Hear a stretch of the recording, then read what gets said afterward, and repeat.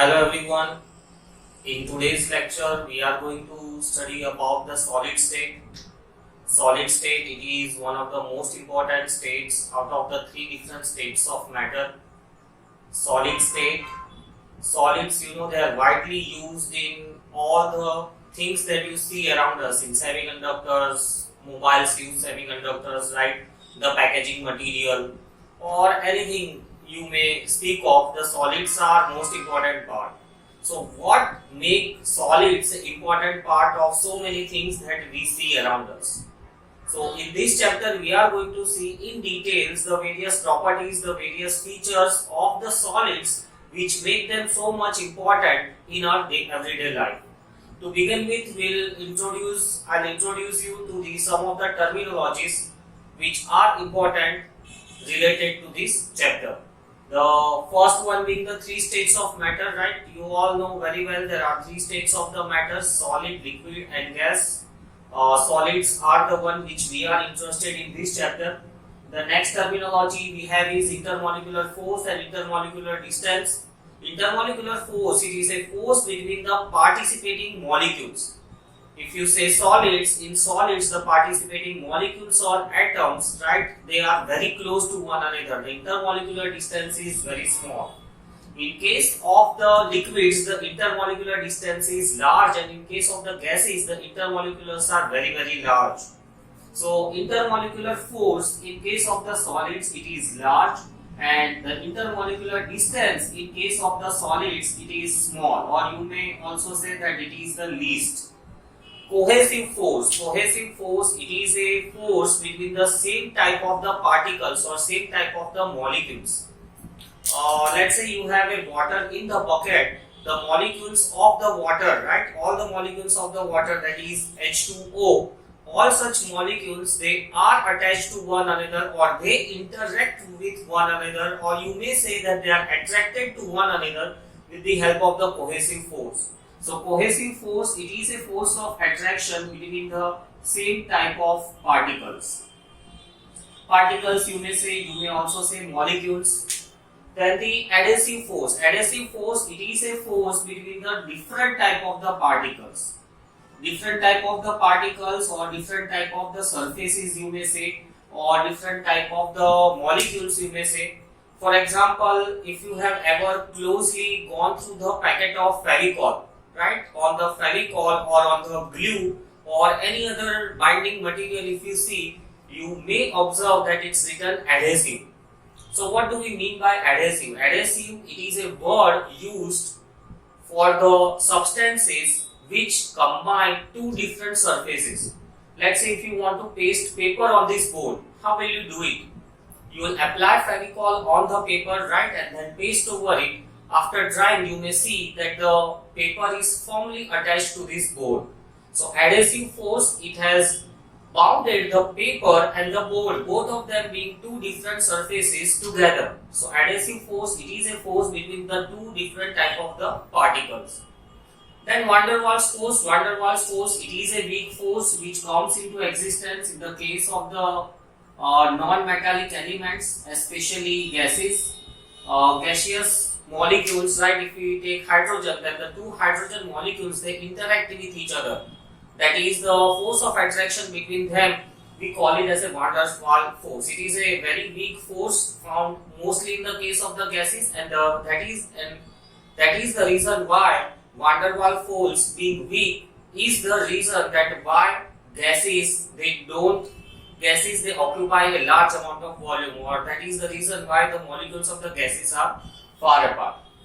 Then the another type of the force we have is electrostatic force. Electrostatic force, it is a force found between the charged particles, or you may say between the ions. In case of the solids, in case of the ionic solid, let's say NaCl, right, it's an ionic solid, Na plus Cl minus. They are attached to one another, they are attracted to one another through the electrostatic force. Electrostatic force, it is a force between the charged particles. So these are some terminologies which we will be using, or whose knowledge is very much important for the study of the solid state. Next, moving on to the detail, the characteristics of the solids. The first characteristics is an intermolecular distance. In case of the solids, the intermolecular distance is very small, or you may say it is the least. Intermolecular force of attraction, in case of the solids, it is large. Solids, one molecule and the other molecule, they are attracted to one another with a very large force. Brownian motion, it means a random motion. Let's say if you take a water in the bucket, put some drops of the ink in it. What you will observe? You will observe that the ink get mixed up within the liquid in some time. It's because there is some random motion taking place within the particles of the water. But such type of the Brownian motion does not takes place in the case of the solids. So Brownian motion, it is absent in case of the solids. To understand that Brownian motion is absent in case of the solid, let's say you take one brick or you take one wooden plank. Paint half of the plank with red and paint half of the plank with black. After some time or after some days, if you observe, right, the red remains in its place, black remains in its place. There is no intermixing. But such intermixing we observe highest in case of the gases and little less in case of the liquids. So Brownian motion, it is a random motion of the particles, and that is absent, or you may say it is very least in case of the solids.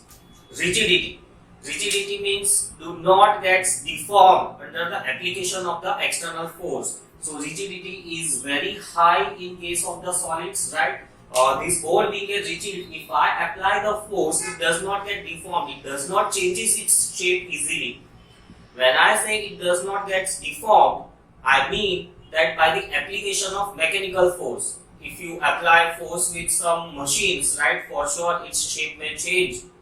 But with the help of the mechanical force, the shape is not going to change. If you take a wooden plank, a quite thicker one, if you apply the force, for sure its shape is not going to change. Let's say this pen itself, I am applying a force, but its shape is not changing.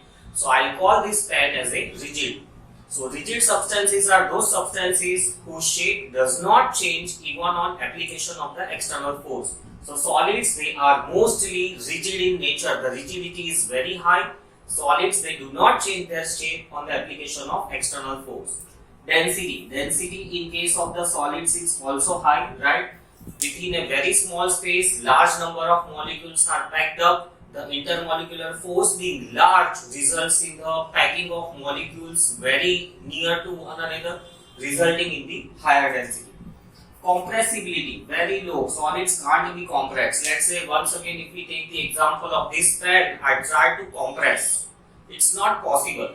However, once again, if you take help of the machine, right, for sure it can be compressed, but with the mechanical force or with the normal force that we use in our everyday life, solids can't be compressed. Even liquids can't be compressed. However, gases can be compressed to a very large extent. Diffusion is the movement of the particles from the one point to the other point. In case of the solids, diffusion is absent. I told that if you color the one part of the plank with the white and the other part with the black, even after days, even after the months, you will see white remains white, black remains black. There is no intermixing. You will never notice that the particles of the white or some white part has moved into the black territory. So diffusion is absent in case of the solids. However, in gases the diffusion is large. If you light up an incense stick in one corner of the room, after some time, right, or you can say within few seconds, the smell is noticed in the other parts of the room. So molecules from the one place, they have diffused to the other place. In solids, such things never happen. Melting point, it is higher. Boiling point, it is also higher. In case of the solids, melting point and boiling point, both of them are higher. It's because of intermolecular forces are large. To break those forces, you will need large amount of energy, right? So that is the reason why melting point, or you may say boiling point, is higher. So that is about some properties of the solids. Next, we will see different types of the solids. In different types of the solids, the first two categories are crystalline solids and the amorphous solids. Crystalline solids, amorphous solids, the most important distinguishing characteristics is this.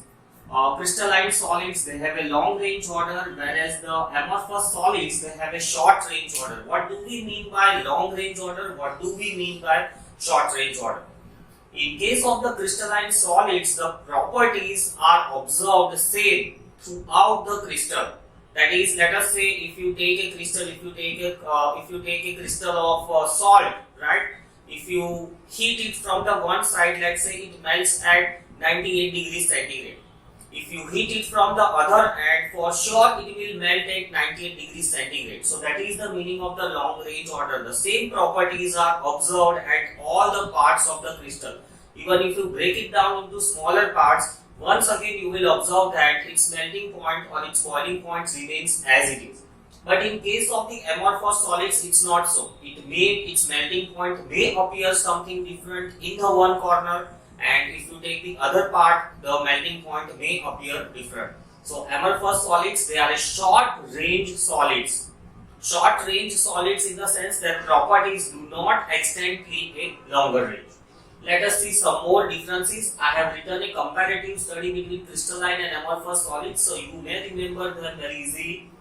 Crystalline solids are those solids in which constituent units are repeated in a regular pattern in a 3 dimensions. That is, the arrangement is a very well defined. For example, let's say if you take a construction of a wall, it is a 2D. It's a 2D construction, but the same type of the construction you may imagine in a 3 dimension. So if you have ever seen the construction of a wall, you might have noticed that the bricks are laid in a specific pattern, right? So that is called as a units being repeated in a well-defined pattern in a 3 dimension. So in case of the crystalline solids, you will see a pattern. Very well arranged in a 3 dimension. Whereas in the case of the amorphous solids, such type of a very well defined 3 dimensional arrangement is absent. The molecules are placed haphazardly. They are placed randomly. Examples are NaCl, diamond, right? And in case of the amorphous solids, PVC, rubber, silica. You may take any example and you may observe the properties which I said, right? You may take a small piece of PVC to note that how those amorphous solids behave. You may take a crystal of NaCl. The crystal of diamond may not be available with you. It's a very, very costly substance, right? So if you take a crystal of NaCl, once again you will be able to notice that the properties of the crystalline solids, they are very well defined. Long range order, short range order, right? Crystalline solids, they are a long range in nature. Amorphous solids, they are short range in nature. The particular property exists only for a smaller distance. Whereas in the case of the crystalline solids, the particular property exists for a larger distance. They have a sharp melting point and boiling point. That's what I said a moment before, that if you take a crystal of sodium chloride, right, and if you heat it, if you hit the one corner, let's say you notice that the melting point is 48 degrees centigrade. If you hit another corner, once again you will notice that the melting point is 48 degrees centigrade. The melting point, boiling point, they are sharp, very well defined, right, and they are unique in nature. But in case of the crystalline solids, it is not so. If you take a piece of PVC, right, if you take a piece of rubber and try to heat it may melt between certain range of temperature. You may not able to notice that the rubber or PVC, it melts at fixed temperature. So amorphous solids, they have a range that within this range they will melt, within this range they will boil. But crystalline solids, they have a sharp melting point, sharp boiling point. Even the water, a solid water, right, a solid ice cube, it can be considered as a crystal. Then the another important property is crystalline solids are anisotropic in nature, whereas the amorphous solids are isotropic in nature. What do we mean by anisotropic? What do we mean by isotropic? Anisotropy means the properties like reflection, refraction, right, color, their physical appearance, they are different when you view the solid through different angle. Let's say I have a piece of NaCl in my hand. When I view the piece of NaCl from one of the direction, it may appear transparent. But let's say if I twist it slightly, it may not appear transparent. That is what is the meaning of anisotropic. The properties may appear similar in one direction, but if you slightly twist or if you slightly rotate or if you try to see at some different angle, the properties appear different. Let's say appearance. In case of appearance also, if you try to notice or if you try to observe the crystal of NaCl, right, it may appear transparent from the one side. As soon as you slightly rotate it, it may appear translucent or opaque. So that property we call it as an anisotropic, that the behavior being different in different direction. Behavior being different in different direction in the sense for such physical properties. In case of the amorphous solids, it's not so. They appear same in all the direction. A piece of PVC, if you observe within the light, right, it may show same translucency from all the directions. So that is the meaning of anisotropy and isotropic. Crystalline solids are quite rigid. You might have seen the crystal of salt, NaCl, the edible salt, right? Quite rigid in nature. You cannot break it with hands. Diamond being a hardest substance in the universe, right? So quite rigid in nature. Amorphous solids, they are not rigid. You may take a piece of PVC, even if you stand on it, it may break. You may break it with the hands also. So not very rigid in nature. Rubber, you know, right? Not rigid in nature. For crystalline solids, same substance, interfacial angles are same. Interfacial angles, you may say the angles between the different planes of solids. When you say that the patterns are repeated in a 3-dimension, right? In those 3 dimensions, when you see a plane of molecules, different plane of the molecules, they make same angle. You may consider a star, right? In case of the star, the angle between the 2 planes are same. Same way, the interfacial angles in case of the crystalline solids, they are same, whereas interfacial angles in case of amorphous solids, they don't exist. There are no such angles because you know amorphous solids, they are randomly arranged. There is no definite pattern. They are considered as a true solids. Amorphous solids, they are not true solids. They are called as a false solids. The reason being, they are isotropic in nature, and the reason for crystalline solids being a true solid is they are anisotropic in nature. When cut, 2 pieces have a plane surface. If you break the crystal of sodium chloride, right, if you take a piece of sodium chloride and you break it, right, both the surfaces will be very smooth. Even if you break it further, you will find a smooth surface.